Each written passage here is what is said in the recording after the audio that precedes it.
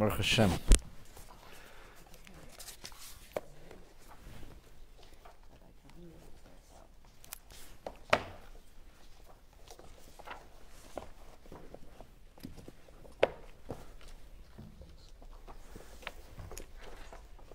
So we're continuing the conversation about Passover essentials, and the truth is, like this, just it's really like endless. There's so much to say, and there's so much to learn. At some point, we have to just like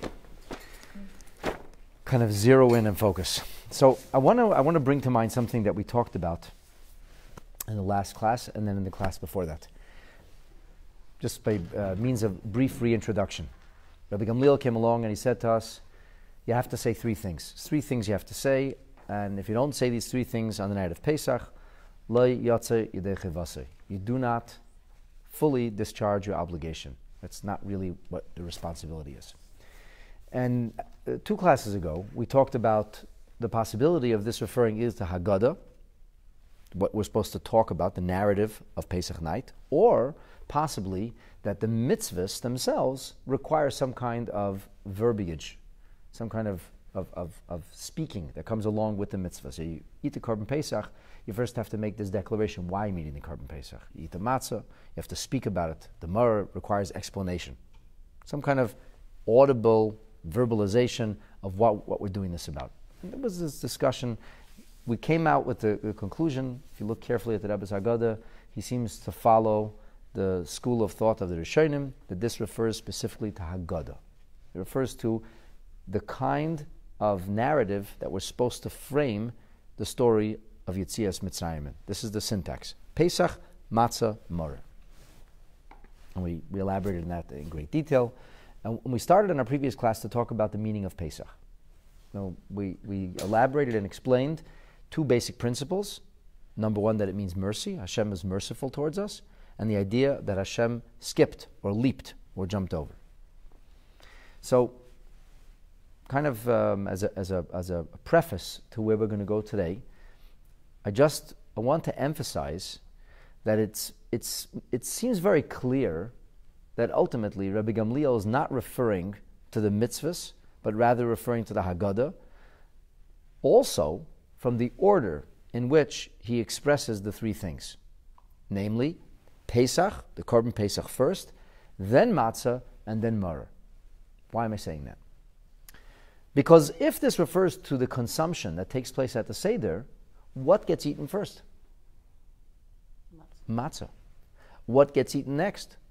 Moreh. What's the last thing to be eaten? The Korban Pesach. So if it's about eating the food, then the Mishnah should have said Matzah, Moreh, and Pesach. That would be the order. But it doesn't say that. Instead, Rabbi Gamliel emphasized first Pesach, which leads us once again to this suggestion that it's not referring to the food specifically, but rather referring to the Haggadah. To be sure or to be fair, it's not an absolute proof.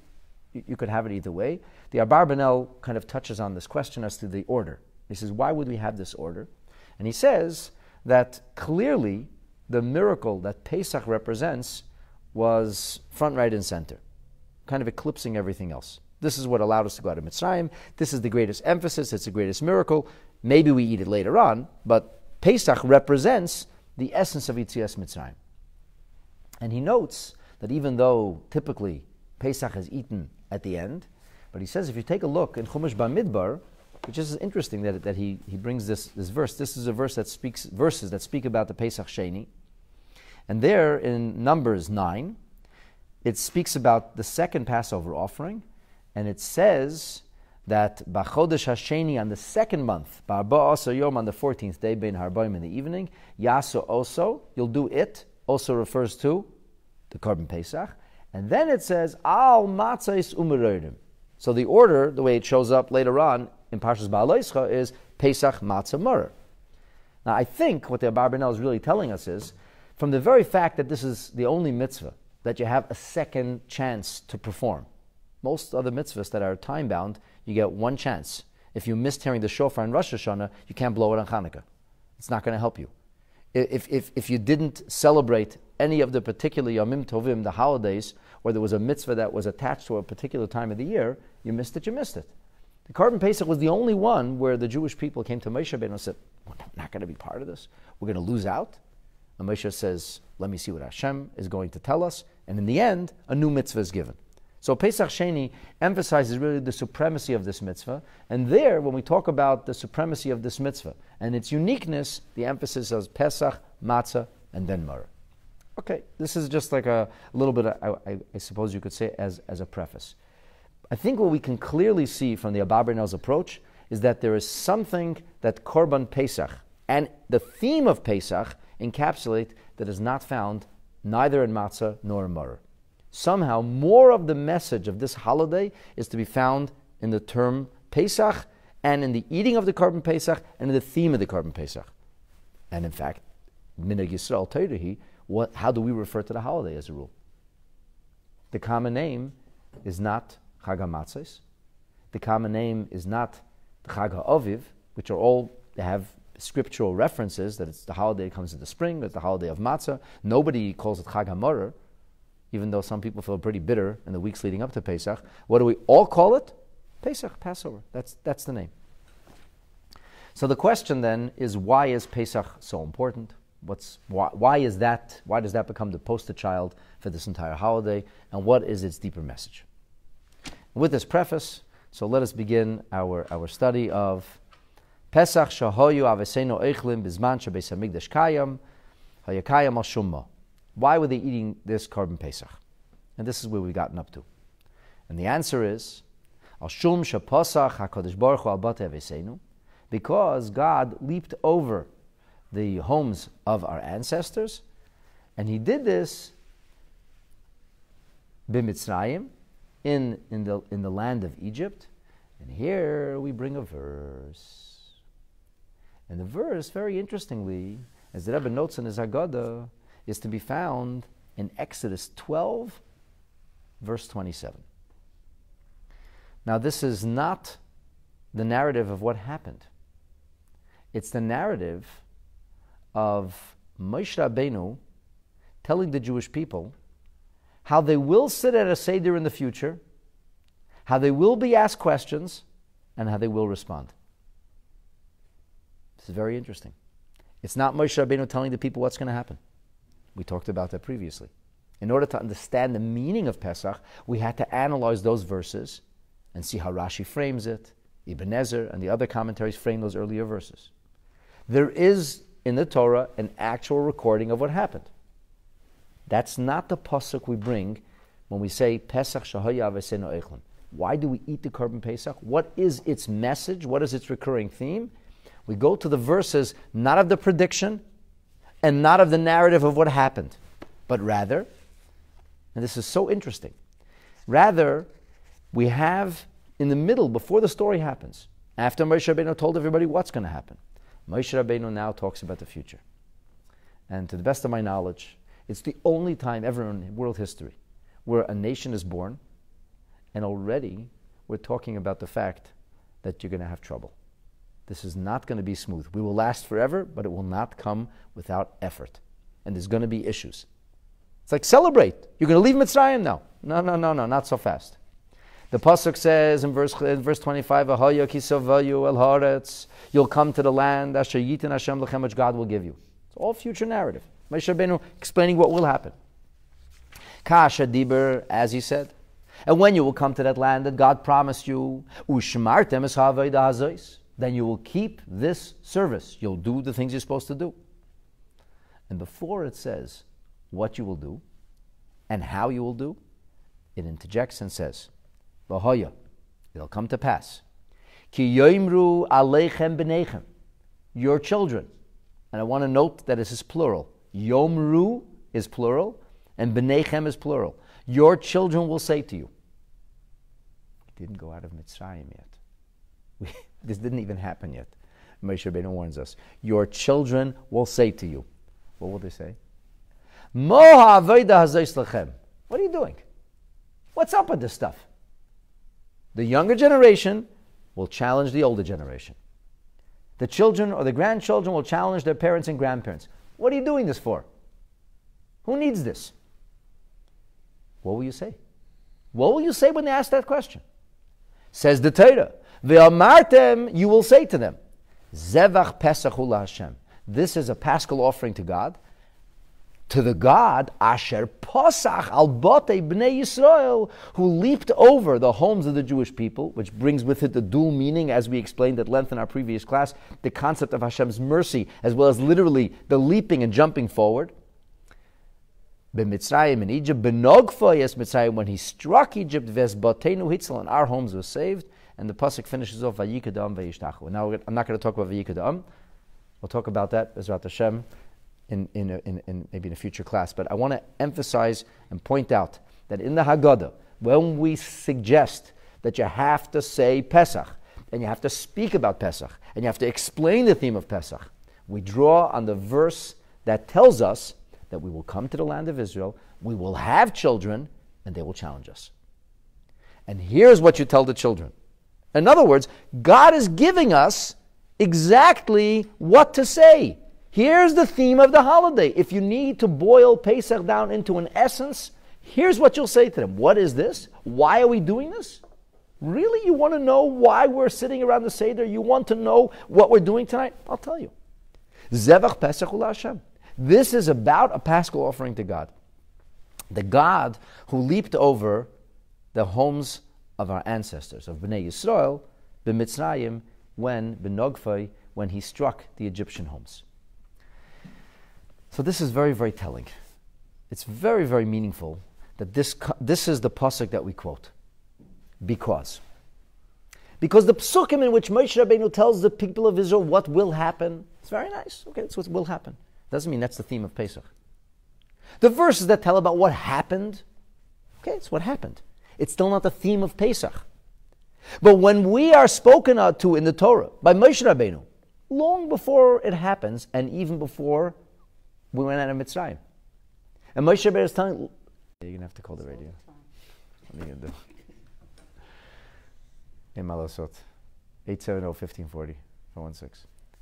So when that's going to happen, when in the future you're going to have to make this explanation, this is the pasuk that we quote. In other words, from this pasuk we can see that doesn't say we're going to tell our children about matzah. Doesn't say we're going to tell our children, we left Mitzrayim, we left in great haste, and we didn't have even the dough on our backs. We talk about that too, but that's not what the Torah tells us to tell our children.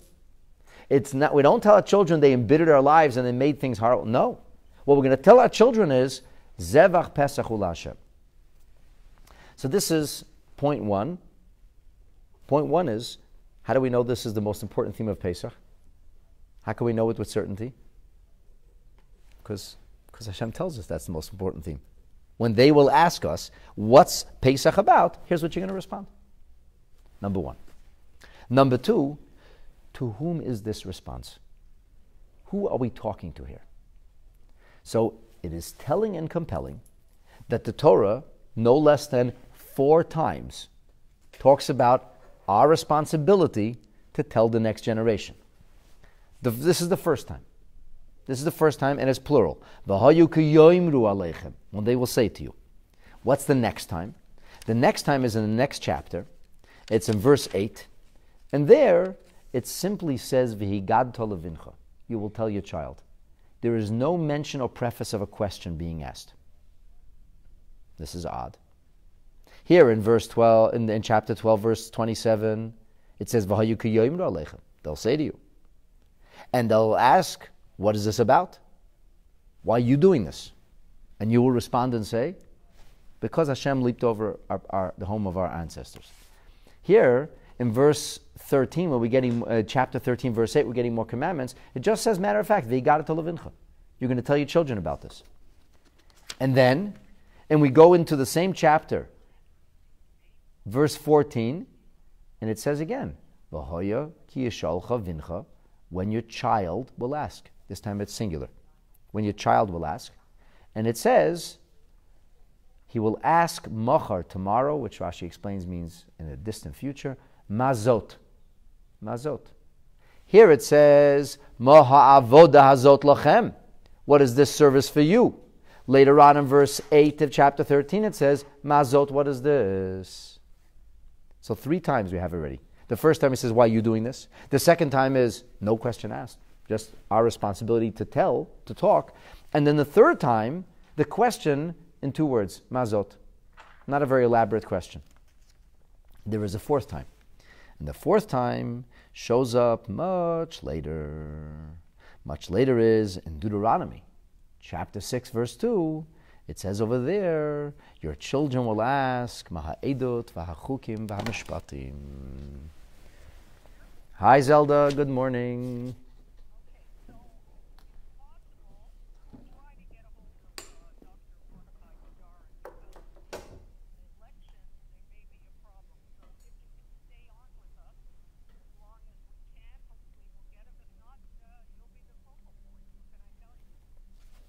Zelda, it's always an honor to share words of Torah on the airwaves with you. I'm actually in the middle of a class, but when you call, we interrupt.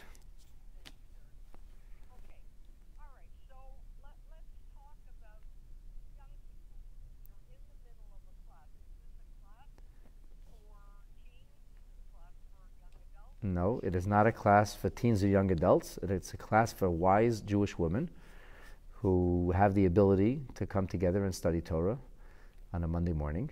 And we're talking about youth. It's so interesting that you should mention youth because that's exactly what we're talking about now. Quite fortuitous. We're talking about the notion that on Pesach we have the responsibility to speak to our youth. In fact, that's the mitzvah of Haggadah. Or organically speaking, the mitzvah of Haggadah is to tell the narrative and the story to our children. Now, if there are no children at the table, you still have a mitzvah of Haggadah. You still must relate and narrate the story of the Exodus. However, it's best fulfilled when there's actually somebody to speak to. And I'm sure you know, Zelda, there's a reason that the Haggadah was built in the syntax in which the children begin to ask questions. That's the manishtana. And then after, we respond to the children. So we do this because the Torah talks about the fact that our children will ask questions. In fact, Moshe Rabbeinu, speaking to the Jewish people, before the miracle of the plague of the firstborn even unfolded, when he's talking about the Korban Pesach, he says to us, you should know that you will come to the land of Israel, you will have children, and they will challenge you. And they will ask questions. And they will say, why are you doing this? They will not want a part of it. Later on in the very same portion, it simply says, tell your children. And then, a few verses after that, the children ask questions, but not really in that kind of challenging form. They just genuinely want to know what's going on. They say, what is this? And in Deuteronomy, when the Torah speaks about the mitzvah of Haggadah, there we get a very elaborate question. The children who are going to ask, Maha'edut v'hachukim v'hamishpatim, why is it that there are different kinds of mitzvot? Mitzvot we understand, the mitzvot we don't understand, mitzvot we can easily relate to, and mitzvot that seem to be beyond us. So Zelda, the question is, the Torah says the same thing in 4 different ways. And what's the reason the Torah doesn't just speak to us in one voice? And do you know what the answer is? The answer is, Zelda, because our children don't speak in one voice. Keneged arba banim dibra Torah. The Torah speaks to us realistically in many voices. There will be children who will behave wickedly, and they will challenge us, and they will vex us, and they will push our endurance and our patience to the very edge. And we still have a responsibility to speak to them, and we still have to tell them about the story. There will be children who don't even know how to ask a question because they'll be clueless. And we can't just give up on them. We have to then initiate and start the conversation. There'll be children who aren't very wise, but they're still somewhat inquisitive. And they'll ask the question in a broad or basic way, and then finally there'll be wise children or children who ask wisely. And they have a profound and keen understanding of Jewish tradition and of Torah literature, and they want to understand why there are differences. And we, as parents, or broadly speaking, as Jews who are loyal to Hashem, to Torah, to mitzvot, have an obligation to tell the story, to explain the narrative, to clarify what Yiddishkeit is about, so that it's passed on to the next generation. And you know, children is not only a question of how many years a person has lived terrestrially, as the Friedrich Rebbe used to say, that a child doesn't only mean somebody whose passport or a birth certificate indicates a particular year of birth. A person could be very mature physically or materially, having lived their life for decades, but when it comes to Yiddishkeit, they're like a small child.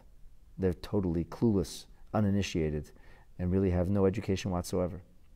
So we have a responsibility, Zelda, to the angry Jew, to the ambivalent Jew, to the clueless Jew, and even to the wise and discerning Jew. To each and every one of them, we have a responsibility to reach out and to teach, to clarify, to explain, and to do our best to pass the glory and the beauty of our sacred traditions on, so that Yiddishkeit continues to be promulgated midor ledor, from generation to generation. Our responsibility is the link in the chain, the next link. The next generation will have to worry about the link after that. But our focus has to be on the people that we can reach. For every individual that's reached really is an entire world.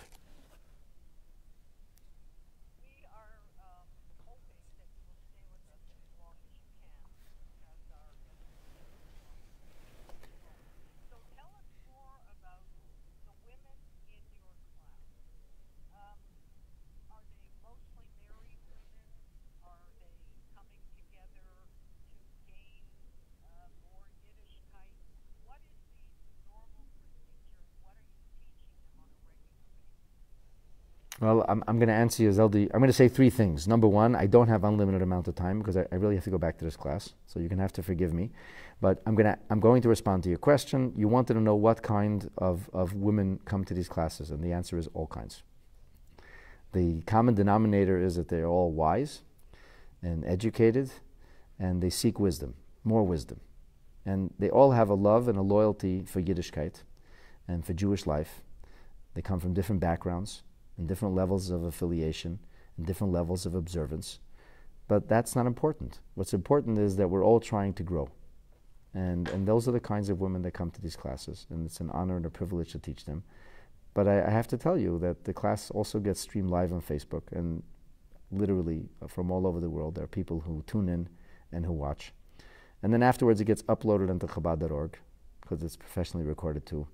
And in this way, I have the privilege of being able to share the words of my Rebbe and his Rebbes, the great Torah sages who taught us Torah and illuminated our pathway, so that we might be able to continue to move forward in a dark galut, but not to blunder and not to make any mistakes. And by the light of Torah, to be able to navigate the challenges ahead, and hopefully, as a result of the Torah we study and its lessons that we implement together in Mirz Hashem, we will very, very speedily, and in our day, walk into the third Beis HaMikdash in the holy city of Yerushalayim at a time when the entire world will be filled with nothing but the knowledge of God, peace and prosperity with the coming of Mashiach, b'mheira u'b'yameinu, amen.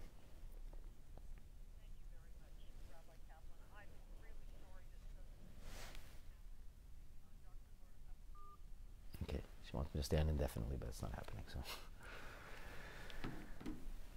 all right, let's go back to the class. You're going to have to cut and paste this thing, right? So the Torah talks about the questions that are going to be asked in three different ways in Parshat Bo. 3 different ways. A child who asks, "What is this for you?" A child who doesn't ask. Just our responsibility to tell them. And finally, a child who asks in a broad way. And as I mentioned in Deuteronomy, we have a child who asks in a very detailed way. So Rashi in his commentary on the third time, it's really interesting. Rashi doesn't comment till the third time. Because the third time, by now we really have a question. The first time it says, this is what your children will ask you. Okay, fine. So that's what the children will ask. Moses said so, it must be so. We don't ask any questions. Then we get a command that we should tell a story, but nobody asked any questions. Okay, fine, we have a command to tell a story. I guess the first time it got introduced to us with somebody asking questions, and now we're just commanded to tell the narrative, to sing the song. But then the Torah returns to the child asking questions. And here it's a different kind of question. Instead of saying, "What is this for you?" the child says, "What is this?" So at this point, Rashi feels a need to explain. And he tells us that this is the child who isn't too bright. He's not too bright. He doesn't know how to articulate his question. He doesn't really understand what's going on. He'd like to know more. So he says, Mazot. Mazot is, what's going on? not very profound, not very deep, not very inquisitive, doesn't really grasp the nuances, but enough to be interested in asking what's going on. So that's what he calls a ben tipish. A silly child, not very bright. He doesn't know, and he doesn't know how to think deeply and kind of articulate his question in a profound way. Say some. So he just gives you this broad, overarching, what's going on. Shel mazos. The Mokem Acher, he says, later on, he's going to say, the child's going to say, and this goes to Deuteronomy 6, Maha Eidos, V'achukim, V'amishpatim. He understands there are different kinds of mitzvahs. There are mitzvahs that are testimonials, mitzvahs that are statutes that we don't understand at all, and finally mitzvahs that kind of make a lot of sense, filled with rhyme and reason. So Rashi says, Zois She'ilas ben Chacham. This is the question of the wise child. That's what a wise child asks. He gets it. He understands his nuances. He doesn't understand why this nuance is, but he gets the nuance. And he wants to have a better and deeper understanding of it. And here Rashi now gives us a very important statement. Dibra Torah keneged arba abanim. The Torah speaks corresponding to 4 different kinds of children. The Torah speaks about a tom, a simpleton. That's the verse he's commenting on. A rasha. Who's the rasha? It can't be this verse, because this verse he said mazois. Rashi said it's a simpleton. It can't be the verse in which we say ma'aedas va'achukim va'mishpatim, because Rashi already told us that's the question of the wise child. So he says, whose question then? Who is the wicked one? Who's the wicked child? What does the wicked child ask? That's the first time Moshe says we're going to get challenged. He says, Moha avoda hazos lochem. What are you doing this for? What's up with you people? What do you guys do this for? Listen, I'm not part of this. I have no interest. I'm here, whatever. But, just a little tradition. But why are you doing this? Not why should I do it? Not explain this to me. He's challenging you. So this is the Ben Rasha. This is the She'eni De'el Lishal. The child doesn't know how to ask. And we know because earlier it says V'igadta. You should just tell. But nobody asked any questions. Tell him anyway. He doesn't know how to begin. And Rashi finishes off with the words, V'hashoyel derech chochma, the one who asks wisely. So, presumably, the one who asks wisely is actually wise. And he's not wicked because he's asking. The simpleton is not wicked either. The simpleton also wants to know. He just doesn't know how to ask in a profound way. To whom are we responsible? To all of them. What's our chief responsibility? What's our first responsibility? Or what's going to be the greatest challenge to our future? Not the wise children, the wicked children. And that's where we begin. So this is very interesting. Here when we say Pesach Shahoyu Avesenu Eichle Bizmancha Beis Hamikdash Kayim, who are we speaking about here? We're speaking about the response to the wicked child. Now, here's something very interesting. According to the Haggadah's Beis Halevi, the Brisker Haggadah, he suggests that this pasuk is the question of the wicked child, as we can see in Rashi. And he says, take a look and see about the Torah's response to the simpleton. The simpleton asks the question, and how do we respond to him? What does the Torah tell us to do? It says, Ki yisholcha bincha, and he says, Mazos. The Torah says, V'amarta elav. You should say to him. Say to him. Earlier, when we have a child who doesn't know how to ask any questions, what does the Torah tell us to do? V'higadata levincha. Tell the child. When it comes to the ben hachacham, it says v'amarta levincha. Tell the child. When it comes to chapter 12, verse 26 and 27, the child asks the question, and who do we speak back to? The pasuk doesn't say, speak to your children. It says, v'amartem, you will say. It doesn't say you will say to the child. It doesn't say respond to the child. It says you will say. You will say. So the Beis Halevi says, from this we could see that there's not always a willing recipient on the other end when the Rasha asks the questions. The Rasha asks not because he wants an answer. Why does he ask? Stick it in your face. That's why he asks. He's getting on your nerves. He's pressing your buttons. So then who am I answering? So the Beis HaLevi suggests, he says, Ein zu tshuva l'rasha. I'm not actually answering the wicked child. Rakut tzivui laha'av. This is a commandment to the parents. What should the parents do after they hear these kind of words from their children? Would the children say, I'm not interested in this. Is it dinner yet? Can we get on with this? We don't want to be part of this Seder of yours. What do you need this for? We came to eat dinner. What should the parents do? Should they flip out, cry, throw the kids out of the house? Beis HaLevi says, you know what you should do? You should strengthen yourself. You should strengthen yourself in your faith. Strengthen yourself in your reverence to Hashem. In other words, he's suggesting that when we say these words, who are we talking to? Ourselves. You become stronger in your Yiddishkeit.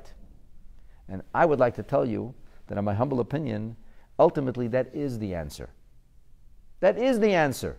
Because sometimes what you cannot teach through words and exhortation, which you cannot convey through instructions and commands, you can somehow communicate by means of example.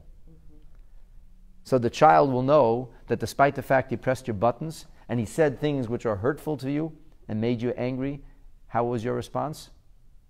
It didn't weaken you. It made you even stronger. You re-emphasized and reinvigorated your commitment to Hashem on this night. And that's the best answer. The best answer, as Rabbi Sachs says, he says, some things cannot be taught, they have to be caught. This is hopefully going to be contagious. Ignore it. Truth be told, this is extremely enlightened. Very, very modern way of looking at things.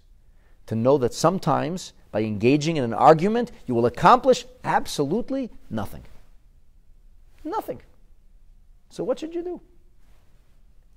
Fill your fervor and energize your passion. Do it even more. With the knowledge that if we will shine even brighter, hopefully somebody will take note. Teach by example.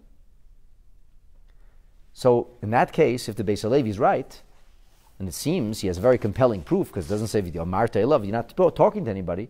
This idea of the Korban Pesach that we were eating, Pesach al Shumma, what does the Torah tell us? Torah doesn't tell us what we should say to our children only.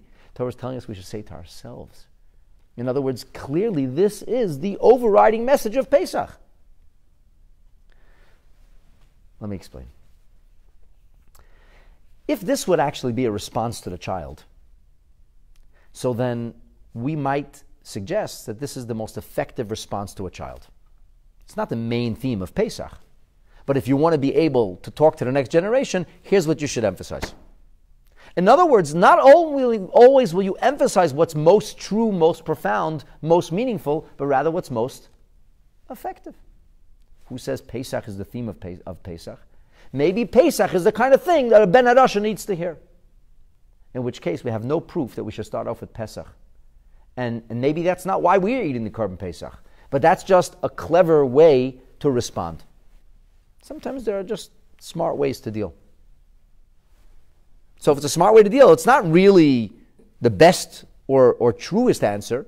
It's not the essence of the idea. It's just in this specific situation, here's the best response you could find. But if the Beis HaLevi is right, that we're not even talking to our child, because the child doesn't want to listen here, who are we talking to? Ourselves. What's the best way to, if you will, deepen and enhance our own appreciation of the essence of Pesach? What part of the theme of the holiday should we focus on? In other words, what encapsulates the essence, the power of Pesach more than anything else? And the answer is Pesach. And that's what Moshe Rabbeinu told us. Your children will come to you and say, what are you doing this for? You will say, you must know, Zevach Pesach ul Hashem. In light of all this, it makes so much sense that the Haggadah would quote this verse, not any other verse, because we're trying to make the case that Pesach is front, right, and center. Even after the Beis HaMikdash is destroyed, even though there isn't a Korban Pesach on the table. But the idea of the Korban Pesach still is by far superior in encapsulating the essence of this holiday and what this night is all about, even more so than matzah and mar. So now that we've established that, and now that we established this idea, incidentally, I just share with you kind of a tangential thing. The Rebbe notes another detail about this pasuk, that here it's plural, ki yoimru aleichem b'neichem, but everywhere else it's singular. When the child, this foolish child, asks later, so it says that the child will ask, the emphasis, the words are, ki yish'olcha bincha, singular, V'higadeta levincha, singular. When we talk about the wise child, it says that the child will ask, once again, singular. He asks, the child asks, only here it's plural. Why? Because the Rebbe says the other three speak about a specific kind of child. A wise child, a not too intelligent child, and a clueless child. Okay? 3 different kinds of children. Your job as an educator is teach them all. You have to stimulate the mind of the wise child. You have to make sure that you're not losing the middle of the class, that the simple children are able to hang along, and you have to find a way to whet the appetite and stimulate the juices for the child who doesn't even know he's supposed to ask a question. But the Rasha is not necessarily wise or foolish. He's not necessarily dumb or clueless. What is he? He's wicked. And to be wicked, you don't have to be wise or dumb. There are all kinds of wickedness. Wickedness is not in the brain, wickedness is in the heart. So the wicked child could speak to you in many voices. He could be challenging you with deep philosophical, atheistic questions. He could be saying to you, I'm not interested in this, I want to have fun. He could be saying to you, this means nothing to me. Dude, what's up? Not interested. So the child could speak to you in many ways. And that's why this is the only time it says yoimru, plural. B'neichem, your children. So we may have many wicked children to deal with. A whole range of wicked children to deal with. And the Torah is telling us this is a lot of our people, and it always has been. And it's always been challenging to make sure we pass Yiddishkeit on to the next generation. But we have an obligation, a responsibility. At least get the Ben HaRasha to sit by a Seder. A Ben HaRasha who sits by a Seder, something will get through. Maybe not what you tell him directly, something will get through. Especially if he sees you valuing and appreciating and celebrating your Yiddishkeit and doing it with fervor and doing it with steadfastness and doing it with conviction and faith, something will get through to him. The child will be moved eventually. And if not now, it will be mocha, it will be tomorrow. You're planting seeds. And many times that there are people, children who went far away, and eventually the seeds planted later on grew. And they appreciated their parents decades later. But these are certain things that stayed in their mind. Of course, the Rebbe reminded us already in the early 50s, and today it's ubiquitous. I see all kind of people parroting this over as if it's their own individual, original ideas. But the Rebbe was talking about this in the early 50s, that we live in a time when there's a 5th child that the Torah never even spoke about. Who's the 5th child? The child who's not even at the Seder. And the Rebbe suggested we have a responsibility to that child too. Not only the child who's angry at you. He's angry at you is already a good thing. At least he's engaged. At least he's at the table. The child doesn't even care. And so many Yidden won't even have a Seder Nebuch. We have a responsibility to them too. And the responsibility that we have is to intensify our own Yiddishkeit and share it as best possible. And what does it begin with? It begins with the idea of the concept of Zevach Pesach Ul Hashem. Now, the question I think that we could rightly ask is, okay, so why indeed is it so important? What does Pesach la Hashem, or Hashem jumping over the homes, or Hashem showing us mercy, in what way does that encapsulate Yiddishkeit more than anything else? How does that become the superior and overriding message, more than matzah and more than mar? So to this we'll dedicate the balance of the class. I'll point out something interesting, and kind of come back to this later. The grandson of Rabbi Akiva Eger, who became a great chassid and eventually kind of almost a rebbe in his own right, Leibel Eger. In his commentary on the Haggadah, he suggests that you can see that the Pesach is most important because he says all of the other mitzvahs stem from the Korban Pesach. Chametz, you're not allowed to eat. Torah says don't eat chametz. Instead, what should you eat? Matzah. When do you have to stop having chametz? When you bring the Korban Pesach, Erev Pesach. So he says the Korban Pesach becomes really the segue into all the other mitzvahs. So clearly it's the most important of them, because the maror has to be eaten only with the Pesach. It's only a condiment. It's only something that accompanies the Korban Pesach. Matzah stands on its own. It's still a biblical mitzvah, as we talked about in our previous class. But matzah that stands on its own also begins, the segue into matzah is, you got to bring a Korban Pesach. Don't bring my korban if you still have chametz. Instead, shivas yom techlu matzahs. Get rid of the chametz, bring in the matzah, then you can have a Korban Pesach. So it all revolves around the Korban Pesach, already Erev Pesach, already midday, and the day before Pesach. Most of Passover's observances already have set in. Why? Why? Because it's already, the Korban Pesach is already being brought. So we see that that's the opening, it's the segue, and that gives us an inkling as to its importance and how it becomes the overriding theme of the Yom Tov Pesach itself.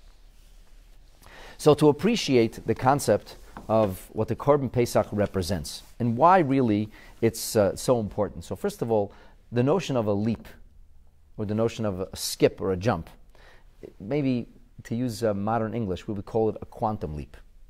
They don't say quantum steps, they say quantum leaps, because steps are measured. If you have steps, so each step will lead, one step leads to the next step, both literally on a staircase, both figuratively in an equation. Step A takes me to step B, takes me to step C. And if I go from step 1 to step 4, I say, excuse me, how'd you get to step 4? I lost you there. I say, well, we made a leap. Sometimes when you don't have exact, rigorous experiment of how you got from one place to the next, what do? We will leap. We'll take a quantum leap. Now, quantum leap indicates that at some point we're not fully bound by the rhyme and reason of the experiment or the thesis.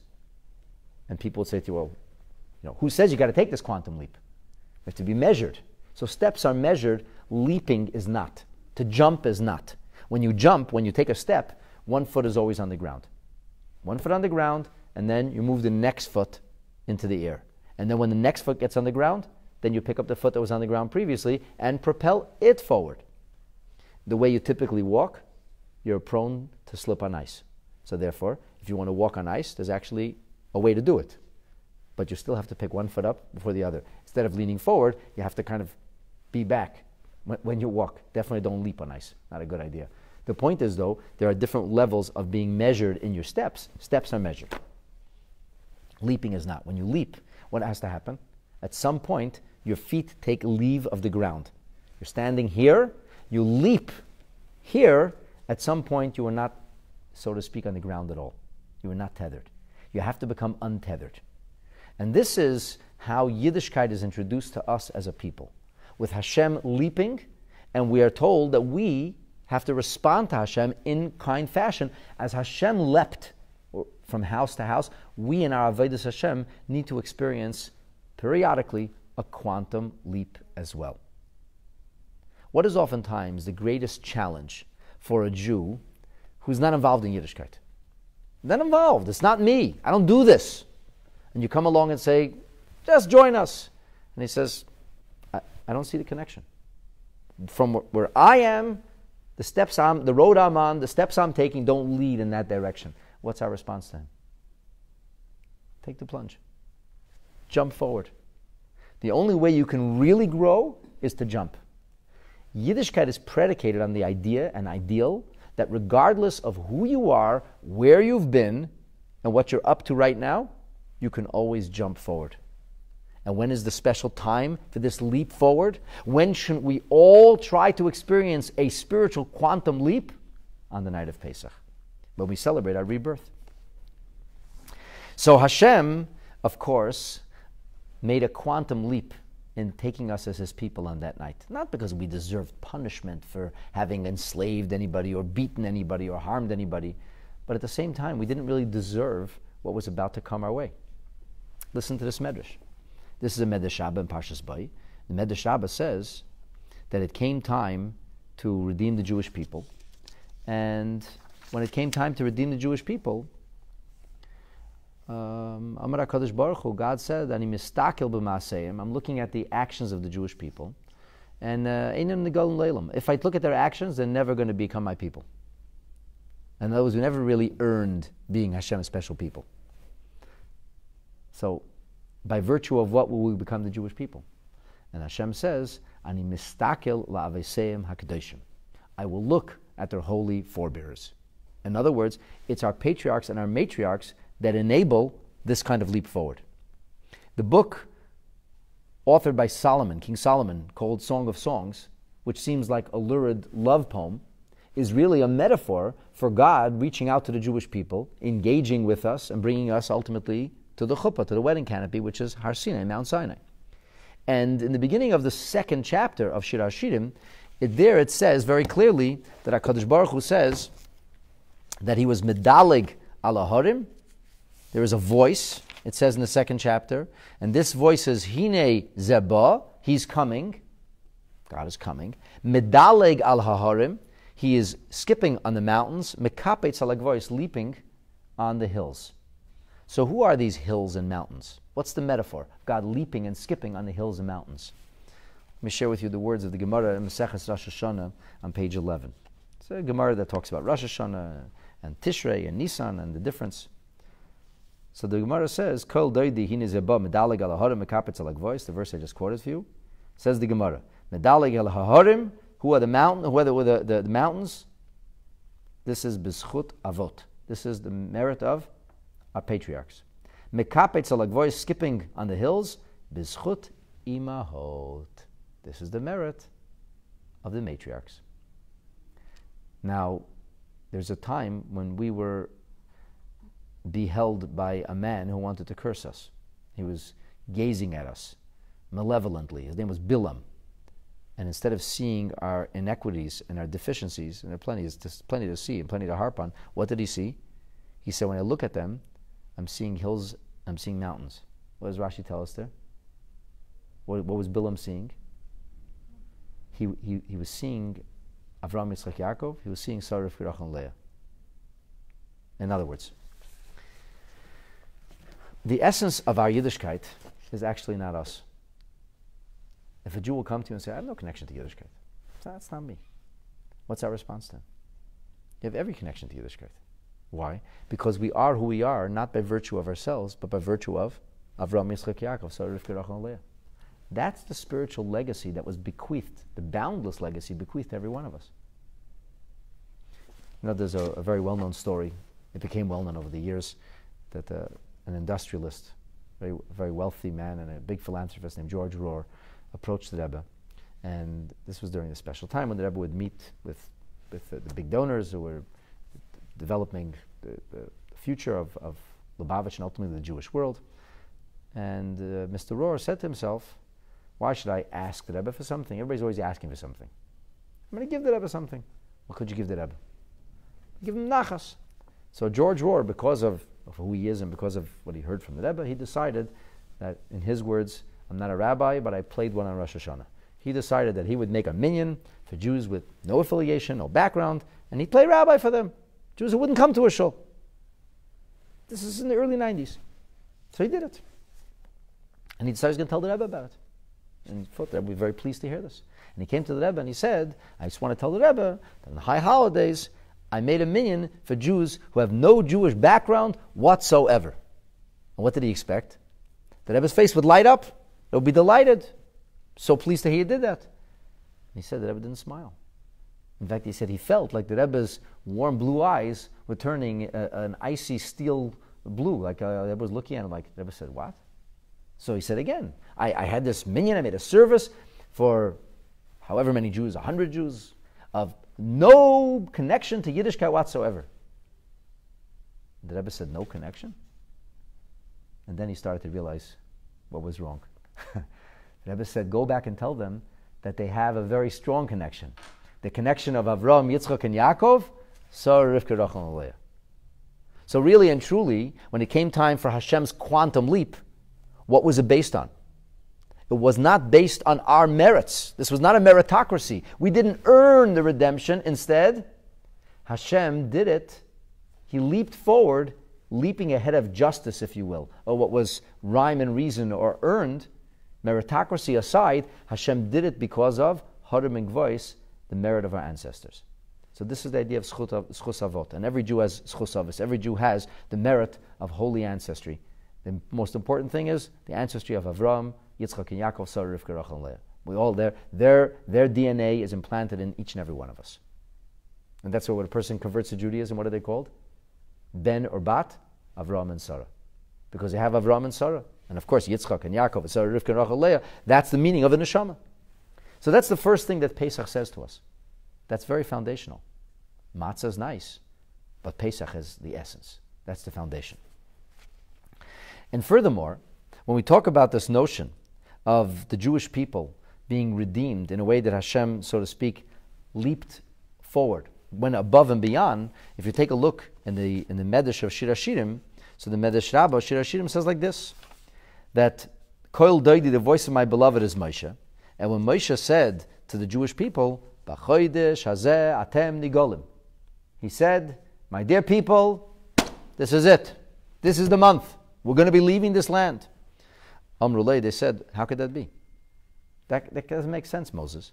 God told Abraham,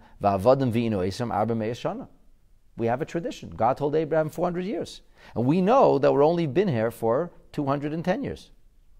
So what did Moshe Rabbeinu answer them? Because God desires your redemption. He doesn't look at the calculations. Ella midaleg. So it's the idea of God skipping over time. Firstly, there's the lack of our merits. Doesn't matter. Secondly, the facts don't add up. Forget our merits. Forget us. Objectively speaking, the facts don't add up. The mathematics, the arithmetic doesn't add up. Doesn't matter, Hashem says. He wants you. He'll make it work. Another very foundational idea. All about the idea, medaleg elaharim bekapitz alagvois, which just leaping and skipping is encapsulated in the word and the idea and ideal of Pesach. Furthermore, the concept of leaping forward, says the Alter Rebbe in Likutei Torah, means that every one of us is expected and in fact has the ability, especially on Pesach, to make a quantum leap forward spiritually. So regardless of where you are on the Yiddishkeit ladder, and everybody's hopefully going in the right direction. So we usually take steps, step to step to step. But there's once a year when Hashem says, okay, now it's time to go all over back again to the beginning. In the beginning it was a quantum leap. I made a quantum leap, you make a quantum leap.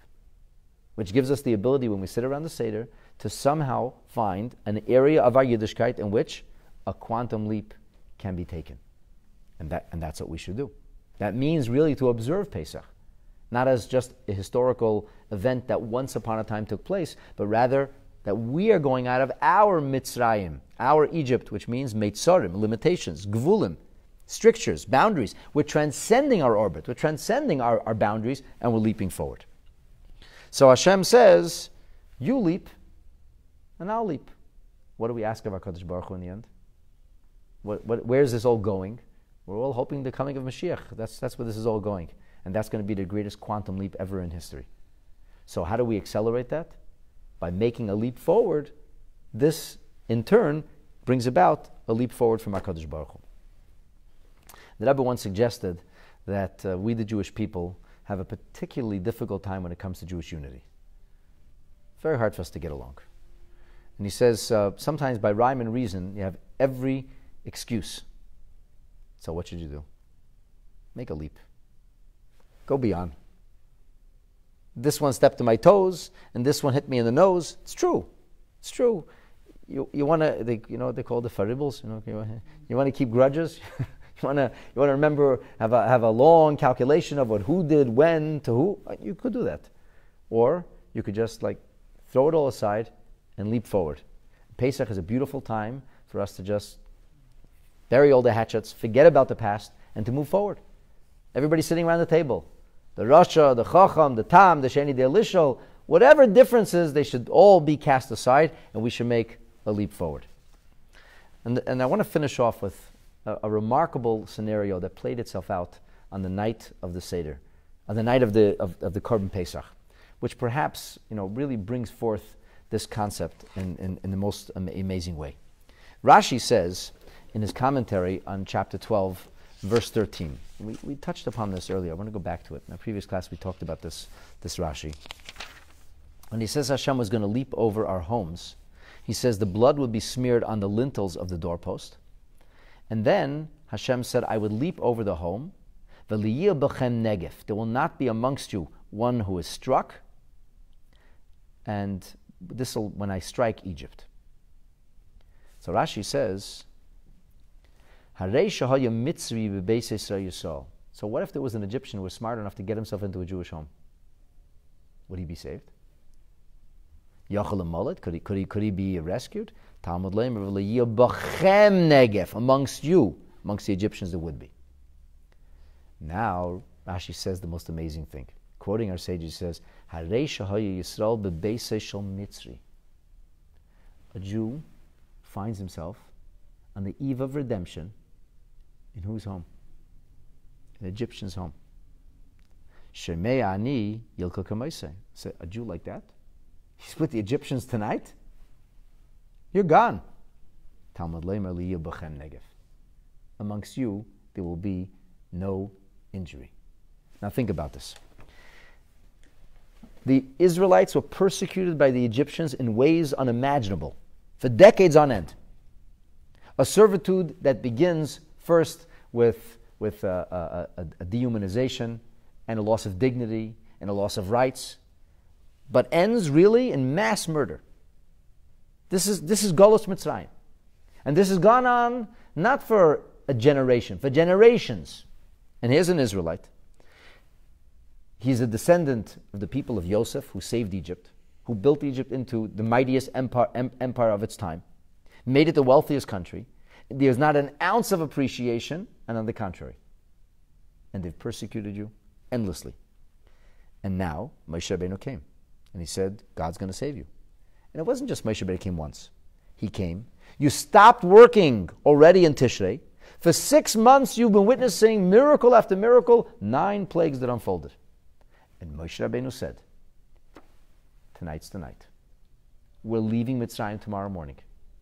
Sit with your families. Stay at home. Hunker down.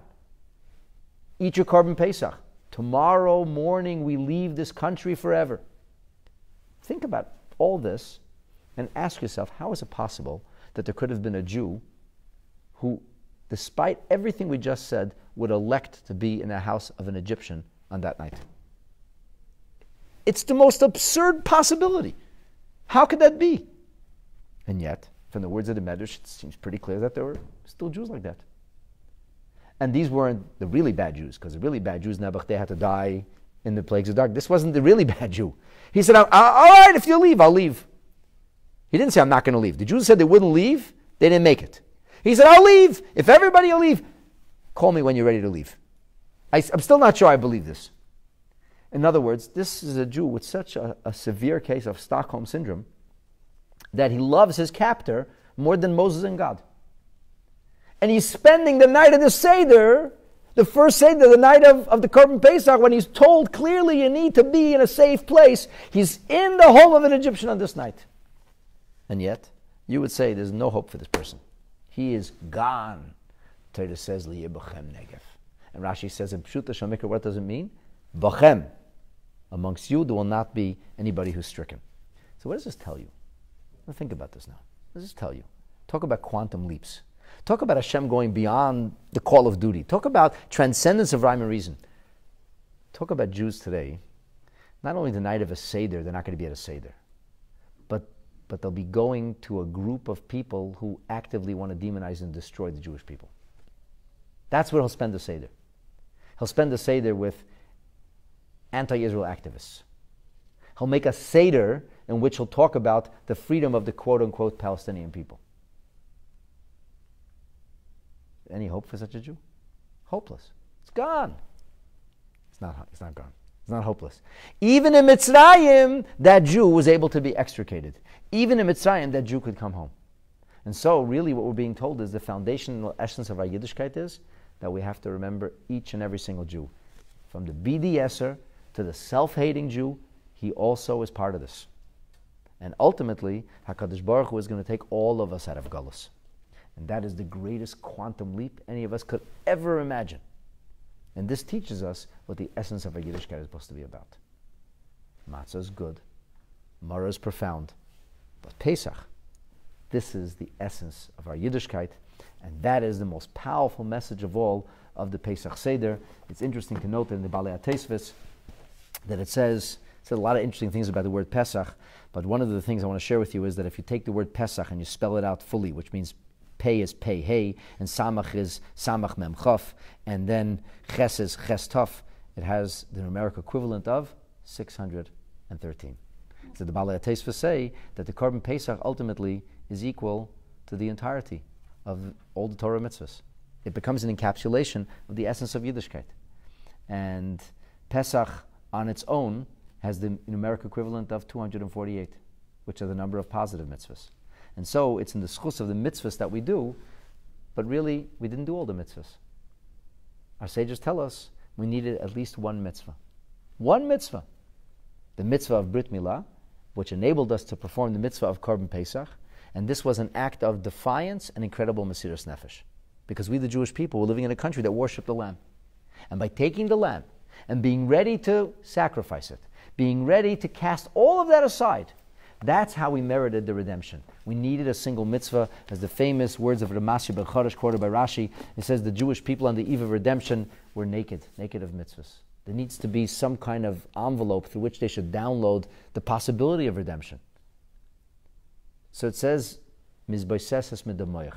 We had the blood of the Korban Pesach, we had the blood of Bris Milah. In other words, because of this mitzvah, that's what enabled us to go out of Mitzrayim. Without a Korban Pesach, there would be no exodus. So matzah was nice. It was beautiful that we had faith and followed God into the desert without even a sandwich in our pocket. That's nice. It's profound. It expresses great faith in Hashem, and it fortifies faith. But the foundation of all was defiance. To be ready to defy the society around us. To be ready to go on what we call Mesiras Nefesh. Ramban says that the zodiac has different symbols. What's the zodiac of the month of April or Nisan? Aries, the lamb. So he says people would say, well, it was a mazel dika time. The stars were aligned for us. Our luck worked out for us. Oh, no. That's where we slaughtered the lamb. This is no luck, my friends. We, the Jewish people, have not survived by dint of luck. We, the Jewish people, have not survived by dint of good fortune. We, the Jewish people, have survived by dint of God's miracles. And that was the message, says Ramban, of shechting that Korban Pesach. And the Chizkuni goes on to say, he says, why was that first Korban Pesach? Why did it have to be tied to your bed? Says the Chizkuni, because you made very comfortable with the lamb. It was in your house, tied to your bedpost for 4 days. He says they felt as this is their pet. They felt a personal, close personal connection. And they would still be ready to slaughter that and to renounce any kind of connection to the idolatry of the country. That encapsulated the essence of the experience of Yetzias Mitzrayim. That's the foundation, and that's why, first and foremost, we say, Pesach. As it says,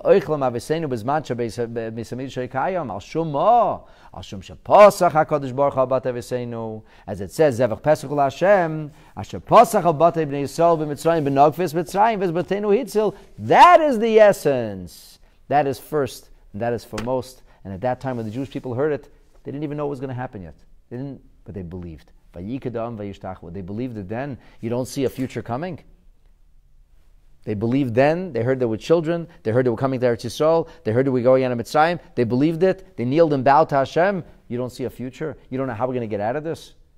Our ancestors accepted it on faith. If Hashem said it was going to be so, it was going to be so. We're an eternal people. We're going to get through this. As long as you live with the message of Pesach, you can acknowledge and know Hashem said it will be. And as long as we stay with the program, we will, Eretz Hashem, get there, hopefully very, very soon, and in our days. Amen. Amen. Rabbi, why did the Jews have to put blood on the door? Because Hashem knew where the Jews lived. Right, that's of course a very good question. Right? God doesn't need the telltale sign. But the question could be asked really about all mitzvahs.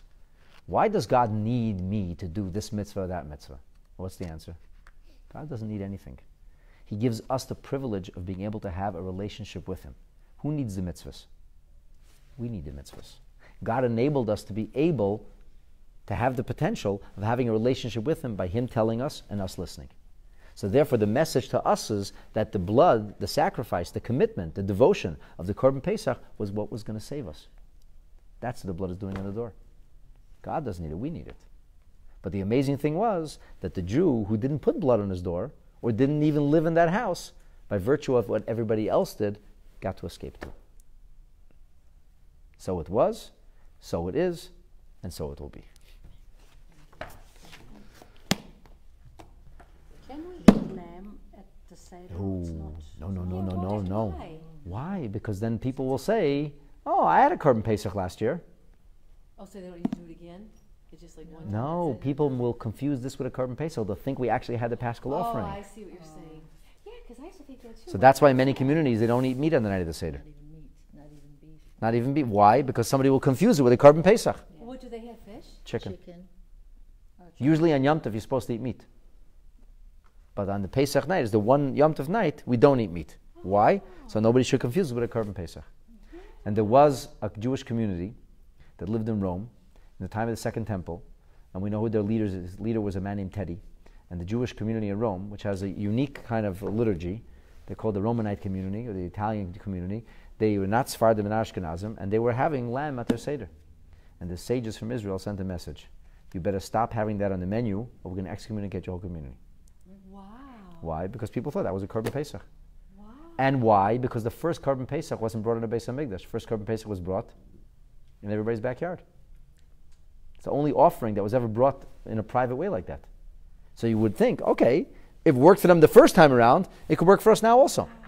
So that's why Korban Pesach specifically, we said, you have to be very careful in emphasizing Dafka in Yerushalayim.